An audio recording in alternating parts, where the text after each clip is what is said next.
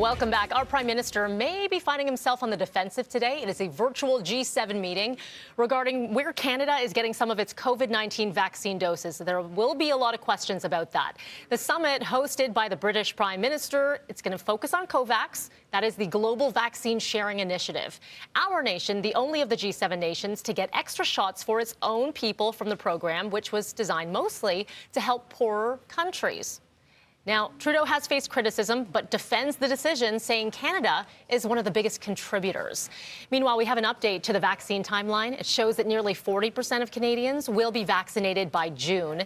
The data released yesterday suggesting at least 14.5 million Canadians will get the 2 doses of either the Pfizer or Moderna vaccines. And if Health Canada approves the Johnson & Johnson, AstraZeneca and Novavax vaccines, that number, it could rise to 24.5 million vaccinated Canadians. And yesterday here on BT, you heard from Chief Public Health Officer Dr. Theresa Tam. She told us that we can expect new COVID-19 modeling today as well. The Prime Minister will be addressing Canadians on the COVID situation. That is happening at 11:30 Eastern. You can watch that online at citynews.ca.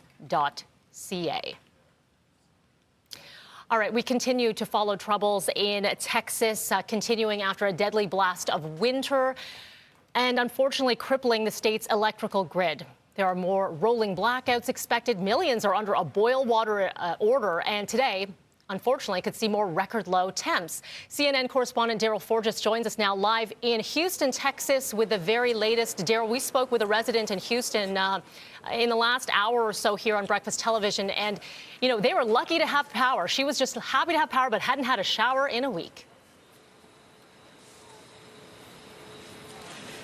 And that's the issue for millions of Texans for the past few days, Melanie. That's been a huge problem. Now, the good news is that the majority of Texans have their power restored.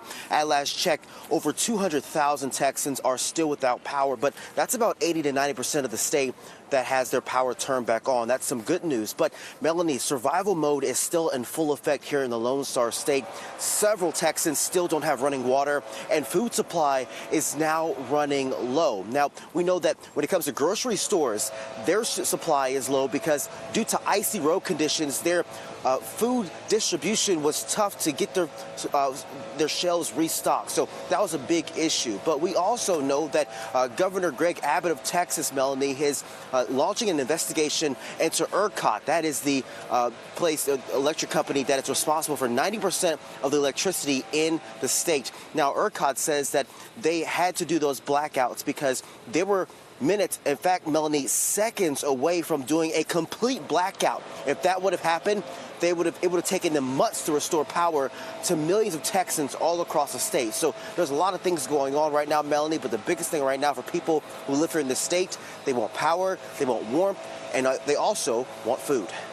Yeah, absolutely. A number of challenges here. So what do the next couple days have in store then with priorities? You did mention what's going to be happening briefly here with being able to restore some of that power. So we are seeing a lot of people getting that back. But the boil water order, that is very significant for a lot of people. And with these record low temperatures, that adds another challenge on top of the pandemic. There are several layers to this.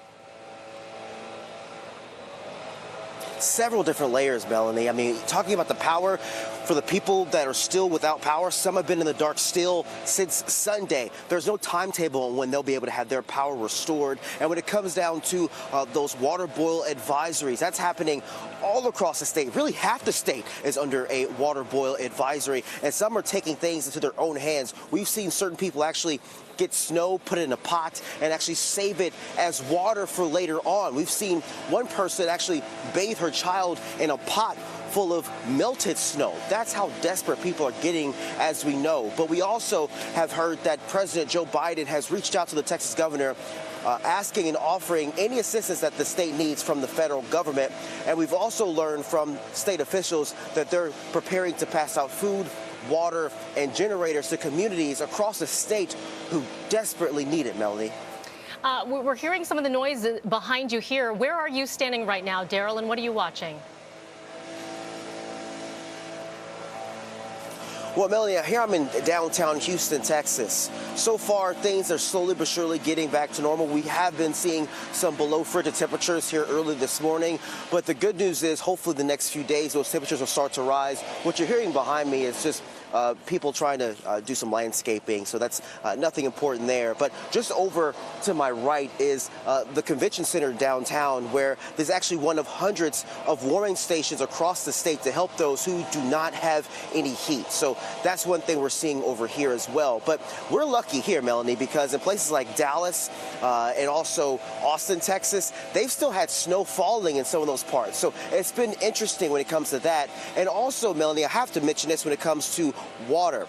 In Austin, Texas alone, just that city alone, they lost over 325 million gallons of water due to burst pipes and other issues. Oh, it's horrible to see. All right, appreciate the updates, Darryl. Thank you so much for that. Have a great one. It is 9:33 this morning for you. We're going to continue to follow that story. Stay with citynews.ca.